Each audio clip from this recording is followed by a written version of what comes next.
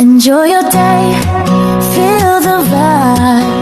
Pinterest বা Google যেখানে search করি না কেন সামনে শুধু ডলের ছবি এসে পড়ে। তাই আজকের এপিসোডে আমি তোমাদেরকে বোতল দিয়ে একটি ছোট ডল তৈরি করে দেখাবো। পারফেক্ট ডল শেপ তৈরি করার জন্য বোতলের মধ্যে কাঠি লাগিয়ে আমি তার মধ্যে ডলের ফেসটা অ্যাড করে নিলাম। এর সাথে আমার একটা আক্ষেপ এবং অভিমানের কথা শেয়ার করব। আলহামদুলিল্লাহ, তোমরা অনেক মানুষ আমার ভিডিও তো দেখো, কিন্তু কেউ কমেন্টও করো না আর খুব বেশি সাবস্ক্রাইব করো না। এটা আমার খুবই আফসোসের একটা বিষয়।